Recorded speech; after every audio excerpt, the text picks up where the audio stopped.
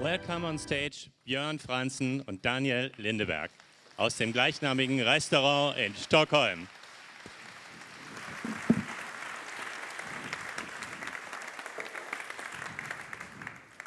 Thank you. My name is Björn Frantzén, and I'm the chef of Frantzén Lindeberg. And this is my colleague. And I'm Daniel Lindeberg, and I'm the pastry chef at the restaurant. And we've been around since 2008, and we are, at the moment, 13 chefs in the kitchen, and we just went down from 25 to 18 guests per night. The reason is because we have a philosophy, and the philosophy is to cook everything as close as possible that the guests can eat it. The à la minute kitchen.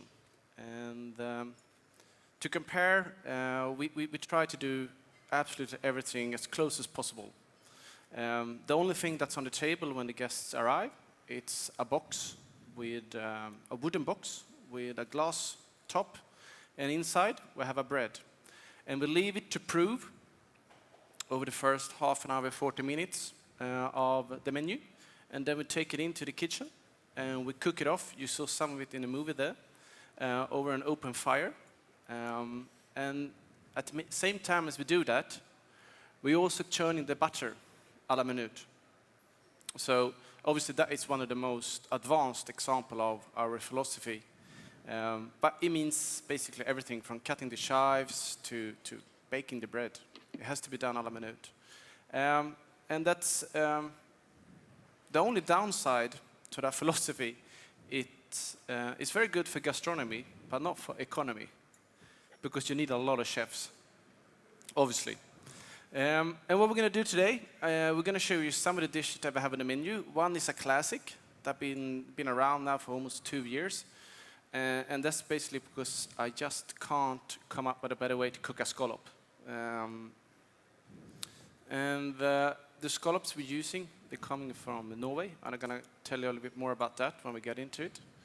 And then also we brought with us a reindeer from Lapland, from the Sami people. And what we try to do with it is that we're going to use the whole reindeer basically, and we're going to serve it both as a starter and also as a dessert. And to go with the starter, we're also using. Don't get scared now. This is the dried reindeer penis, and it's actually a tradition up by the Sami people that they dried it not this hard. I mean, this one is rock hard, but the Sami people, they dry it like jerky meat and then they eat it. But we're not going to go that way. I'm going to use it as a spice to go with the reindeer.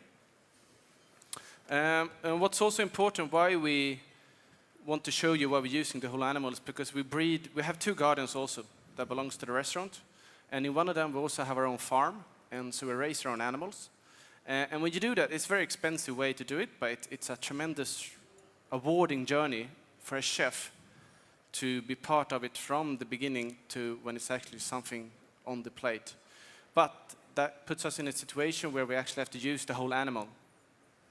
So we're going to do that with the reindeer.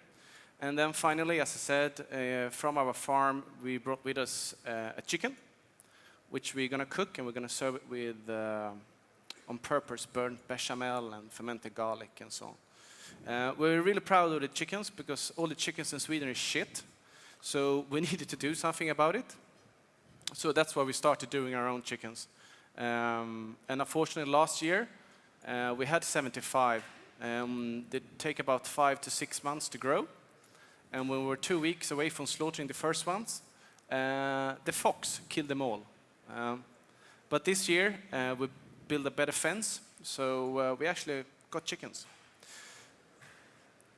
All right, let's do it. As you can see here, I have built my own little, very primitive grill.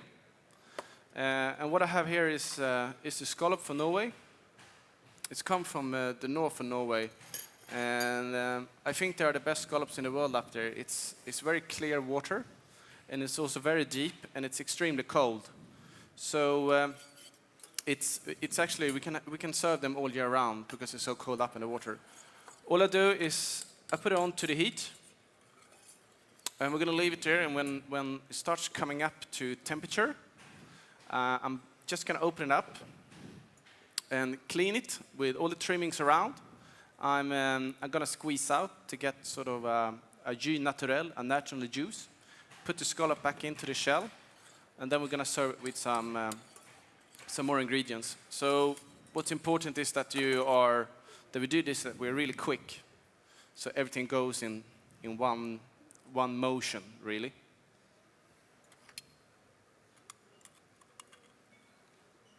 All I've done now is just basically just open it up before, and that's it. And then it's everything in there. And you will see soon that we will start get some nice heat on it, and all the juices that's around the scallop will start coming out.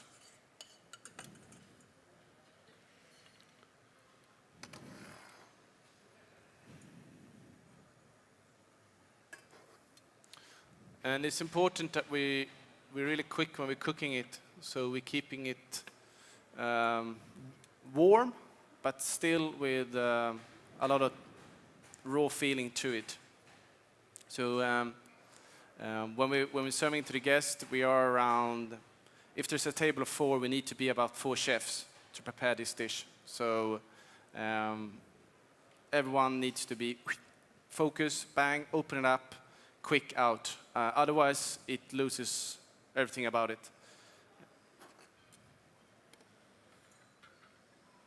We start getting the heat going.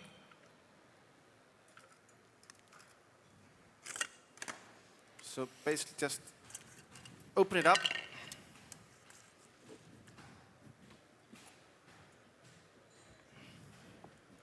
Put that back into where we're going to serve it. Take away the scallop from its own motion. And then we squeeze out the few lovely drops of juice that we get out of it. Sorry. No worries.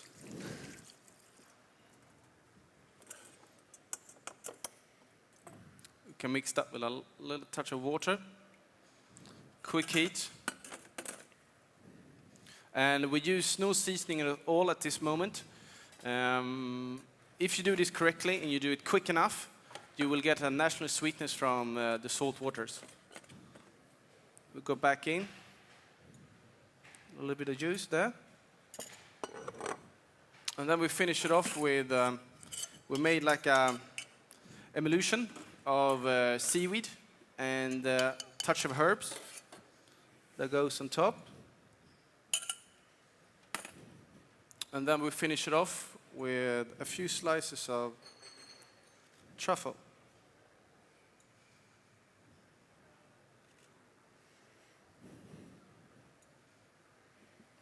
And then we put the lid back on, and it goes out to the guests.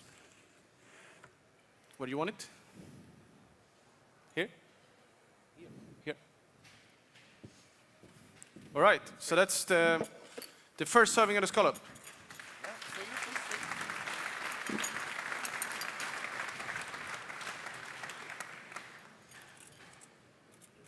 Shove it under. And as you can see, and I hope what I like about this dish is that people are eating it. And here's where the service staff come into the picture. As you can see, there's a stone on the side here. And normally, well, at least all chefs that comes to our restaurants and eat, they're wondering what we're having the stone on the side for. So we have to imagine now that the guests been eating this dish for a couple of minutes, and it's still slightly warm in the shell. And what's left in there, some people are a bit afraid of taking out the shell and drinking it, and that's the point of it. And they're all sitting and wondering what's going to happen on the right-hand side. So you have to imagine now that they finished the dish. Then the service staff, just when they take the last bite of the scallop, the service staff comes around the table and they pour in a bouillon in the shell, and then they pour a tartar of the scallop on the side. And what this is, the bouillon that we have in the middle, it's really like the idea behind it is a classic Japanese dashi stock bouillon.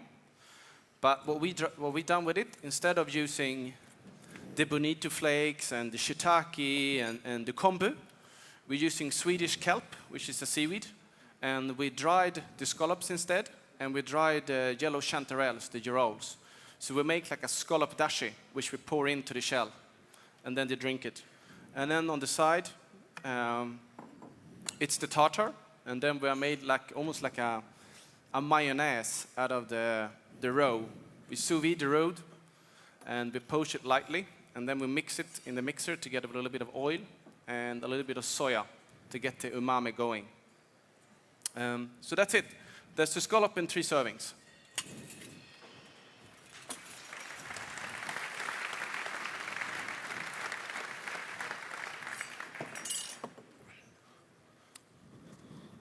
So, the next one, it's the reindeer. And what we have here, it's the thigh, the leg from the reindeer. And I like that one more than the fillets. And because, as with almost all animals, the not so tender parts, it's most of the time the most flavorful parts. What we're going to do with it is that we're going to make a tartar out of it. But before we do that, to help me around, I have a fly, but that's not part of it. I have a piece of coal, and this is called Binchotan, and it comes from Japan. And in Japan, they use it very much when they're grilling the eel. And what's really good with it is it's very pure. In some countries, they even use it to purify water. And it can take really, really high temperatures. And also, it has a very good barbecue grilled flavor, the best one I ever come across. And as you will see when I start doing this, is that it doesn't come any smoke from it. So what we're going to do to it, before we start chopping the tartar, is that we're going to give it a sort of a perfume of coal and barbecue. And to help me, I have a gas burner and I have the coal. So what I'm going to do is going to take the heat flame from the gas burner, throw the coal, and then down to the meat. So we get the mallard effect around it, but basically we taste most of the barbecue.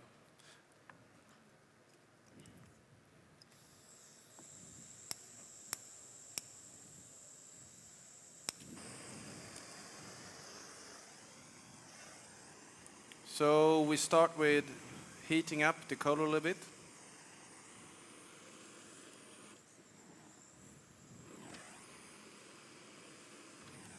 And then we start working our way around the reindeer. And we're not putting the heat straight onto it. We're putting it through the coal.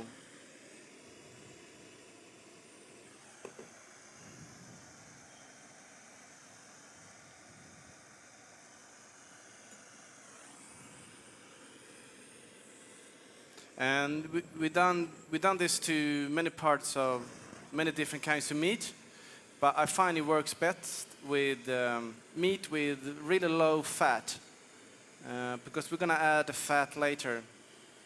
In this case, we're using a fat from one of our oldest cows we had.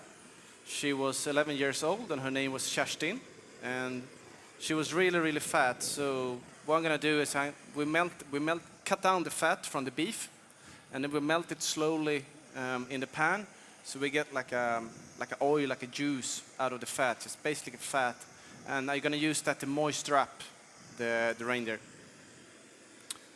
We also used we have 2 horses working in the garden, and this dish was actually when we first did it is when we slaughtered the first horse.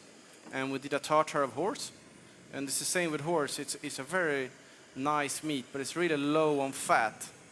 So you have to be really careful when you're cooking it, because otherwise it dries out and it's just not very nice. But it works really well for tartare or carpaccio, and it also has a little bit of sweetness to it, which I think is nice.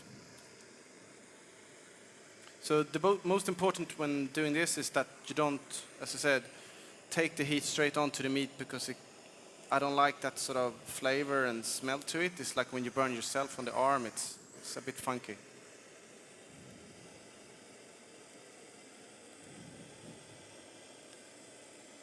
And when I'm done with this, I'm going to start chopping it, which is really boring to look at. So, in the meantime, Daniel's going to start doing the dessert, or reindeer. Thank you. One of the biggest sort of issues we've had during the years at the restaurant, or the thing that we've been searching for, is that we like to see the menu as a circle. We work it out as a book. So we basically start with a prologue where we have the canapés, and then we go into chapter 1, chapter 2, chapter 3. And what we find very important is that we want the desserts to feel like they come from the same place as Bjorn's cooking. Because in many restaurants you have fantastic food. And then when you come to the dessert, you might have fantastic dessert as well, but they feel like a completely different restaurant. Because traditionally, when I was trained as a pastry chef, there was a lot of chocolate, there was pulled sugar spirals, it was a lot of different things, which is still very nice, but it doesn't go hand in hand with the sort of à la minute kitchen that we want to do. So we've been working very hard, obviously, for the past few years, to try and make the desserts go more in the line of the cooking. We don't do a lot of mousse or anything like that you have to set in a mold, because then it doesn't look. We try to whisk a lot of things instead, creams, purees, and try to get it as more of the feeling as a chef do. A chef is more like this. Traditionally, pastry chefs has all been about preparation and time. So about 1.5 years ago, we started doing a dessert with blood, because we felt we had a lot of blood over, and we wanted to use it. And so what we're going to do today is we made a puree out of reindeer blood. We're going to serve it with chocolate cream, blueberries, and a bit of moss and dried pig's blood. And it might seem a little bit strange to serve blood for dessert, but in Sweden, when you're a kid, you get like blood pancakes with lingonberries and apples. So it's not that far away. Fruitiness goes very well with the blood. So. And also, it's, I mean, for us chefs, we know that it's very traditional to use like a chocolate sauce to go with game, with venison and so on. So the combination is there, and it's just that we basically turning it around. Mm. So we start by adding some chocolate cream.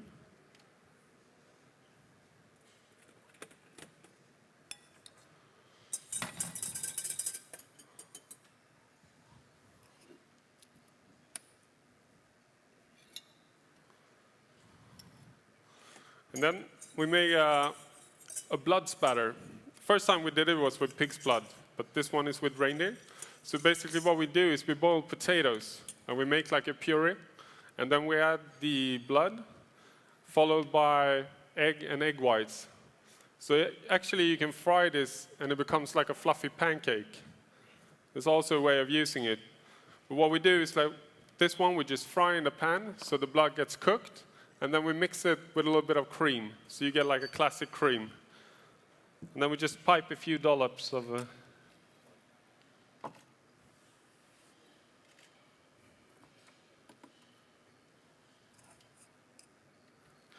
and it almost looks the same as chocolate, pretty much the same consistency as well. And also we have some wonderful blueberries from close to the garden in the forest that's been marinated with thyme.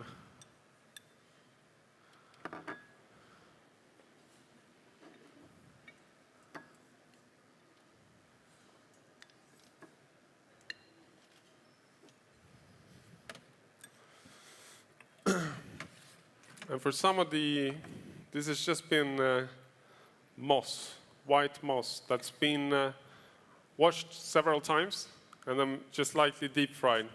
And we're going to powder this with a bit of mushroom sugar. So it's basically flavors from the forest. So it's just dried mushrooms mixed with sugar. Put a little bit on top.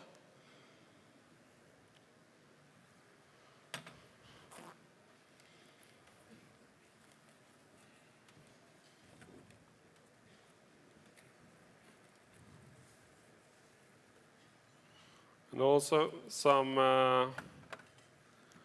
blood that's been dried in the oven. So you get sort of a crispy, different way of making tuiles. Like that. We have a little bit of lemon thyme because I like it to go with the blueberries. Just sprinkle that, and that also gives sort of a foresty feeling to it. And then we just finish off with a little bit of almond oil.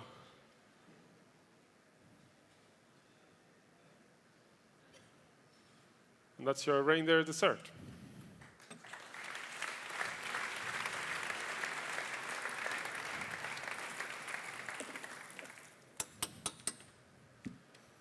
Okay. With the tartar, I chopped it down, and as I said, we're using a part that's not very tender. So to tenderize it, it's important to go over it a lot to sort of tenderize the meat.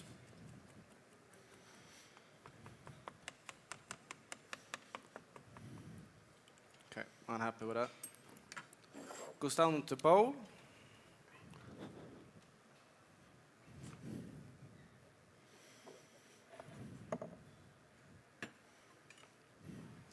And if I would have an assault on stage, I would have used that.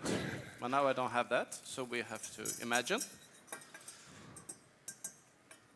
And now it's time to sort of get some more fat into it. We have the lightly melted beef fat from the 11-year-old milk cow. Tenderize it up a little bit. That should be enough. And to give it a little bit even more barbecue flavor, we're going to use hay ash, which is basically just dried grass that we have burnt, and then we strain it. And if you're going to do this, please do it outside, because it's very, very smoky. So we have a little bit of touch of that into it. Touch of hay ash.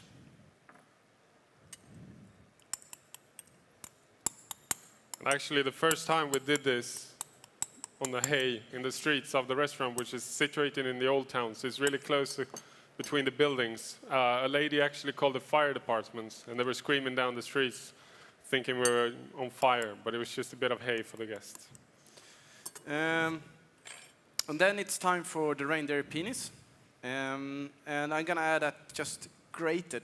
That's a strange word. I never thought I had in my mouth. Grated peanuts, but that's what's happening. And what's the taste? I know you're thinking that, so I'm gonna tell you. The taste of the dried reindeer is basically just like dried meat. It's, but what's important with serving this and also to the guests is that because in the world today we can't keep on eating like we're doing. We're eating way too much only the prime cuts. And so it's a way of getting the discussion going and also showing respect to the animal. So that's what we have now. Put that on.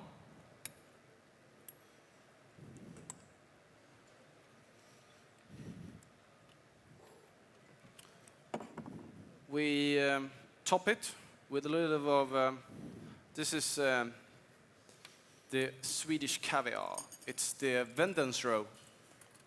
And from the Vendens. Some people call it bleak roe, but the real proper word is Vendens roe.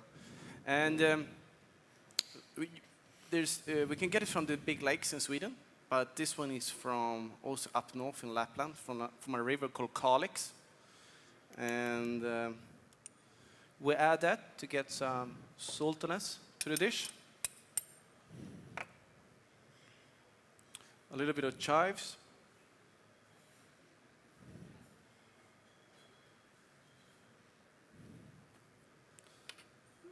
A little bit touch of hay ash on top.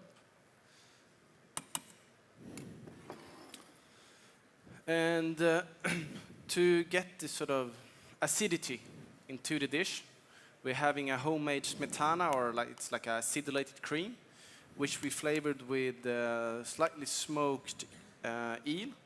And the eel helps to bring out more sort of grilled flavor from it because it's smoked.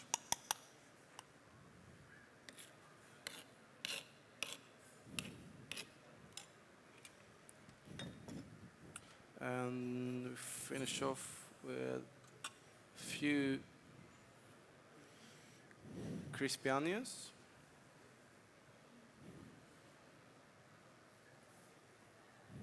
A little bit of peanuts on top of that. And then a little bit of melted fat around it.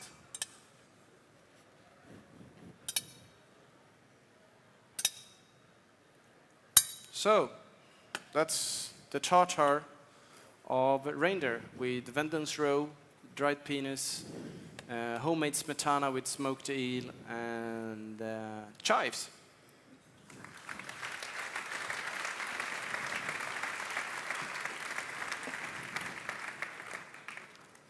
Okay, main course.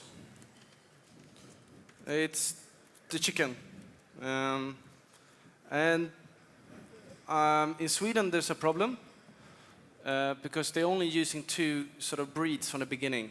And it's a broiler breed, which came into the country in the 60s when the industries took over. And what's good with it, it's really quick. It grows within 30 to 35 days. The downside is that it doesn't taste anything.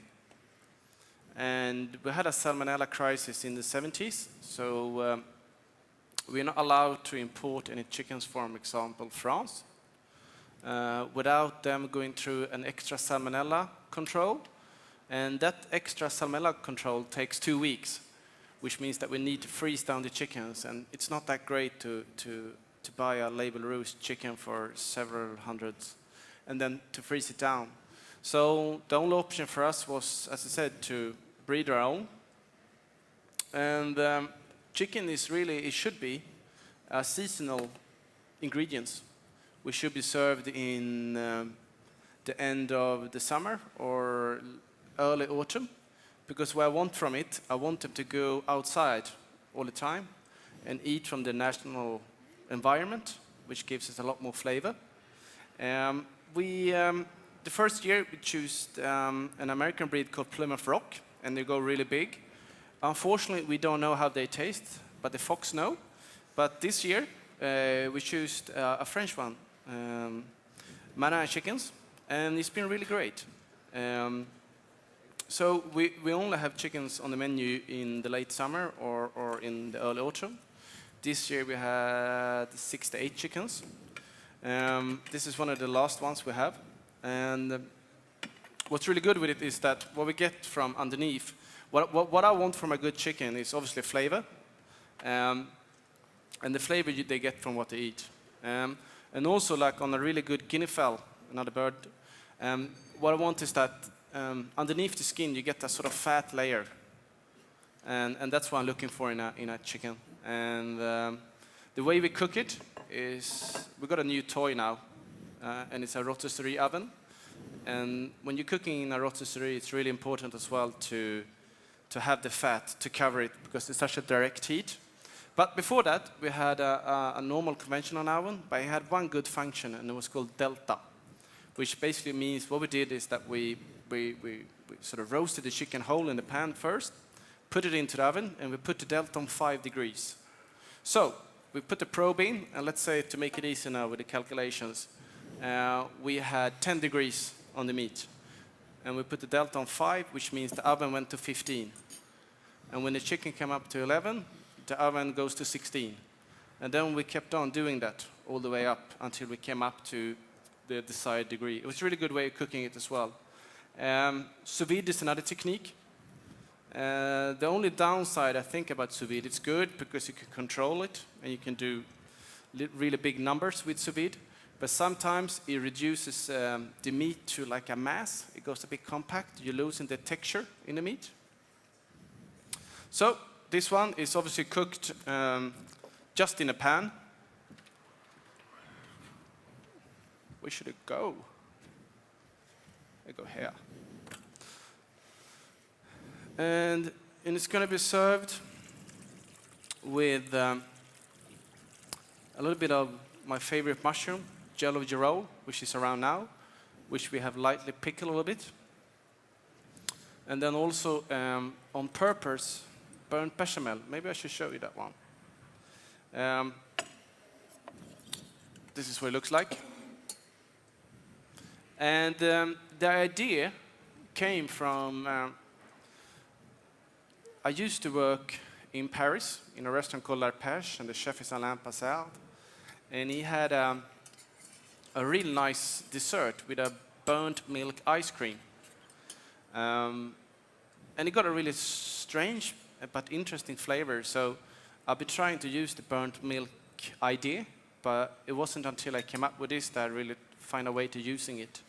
So the way I do the burnt bechamel is basically that we take a big pot, and then we put milk in it, and we take it down until it burns, and then we scrape it off. And we do that about 60, 70 times, and then we mix it with a little bit of milk, and it looks like a really bad chocolate drink in the end. And then when it's time to do the bechamel, what we do is that before we put the flour, we roast in the oven. Obviously, don't use the fan when doing it, because then you get flour all over in the oven. So we roast the flour, and then it's time to do the roux. We do a beurre noisette in the bottom of the pan, add the burnt flour, or the roasted flour, and then the burnt milk, and then we're cooking it together. And then towards the end, we're adding a little bit of almost burnt cream, and that gives a little bit of sweetness to it.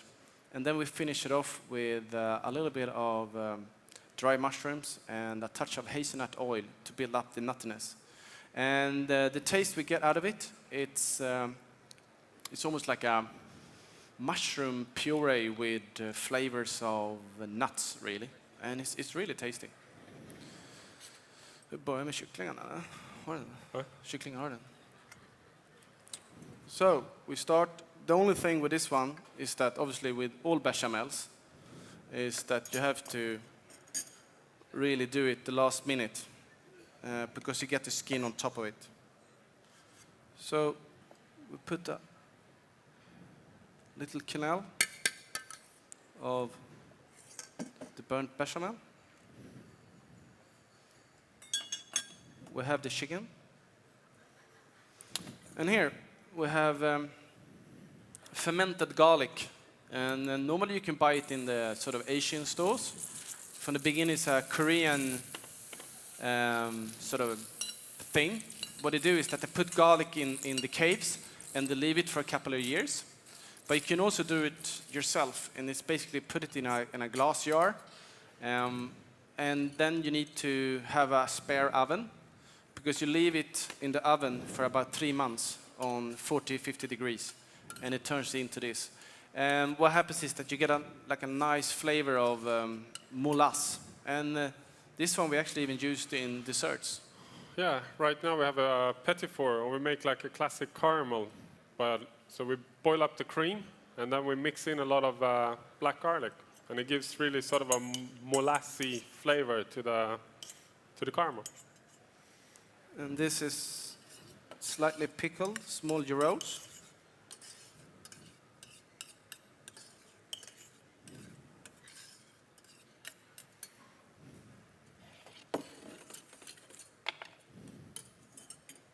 And to finish off, in the restaurant we try, my philosophy is not to use sauces.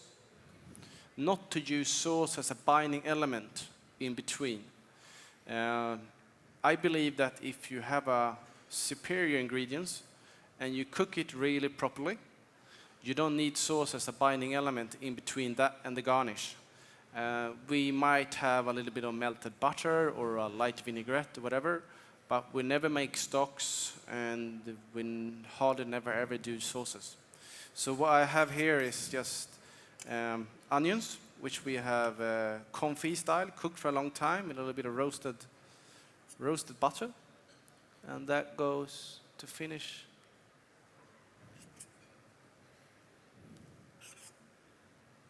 Finish the dish off, and touch of burnt onions on top of that. That's it, the chicken.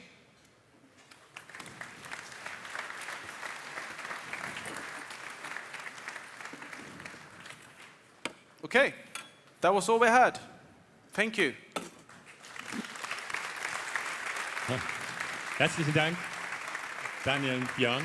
War eine großartige Präsentation und wir haben viel Neues und sehr Ungewöhnliches gesehen. Vielen Dank an euch. Thank you very much. Thank you. Thank you. Nochmal einen ganz großen Applaus für die beiden tollen Chefs aus Stockholm.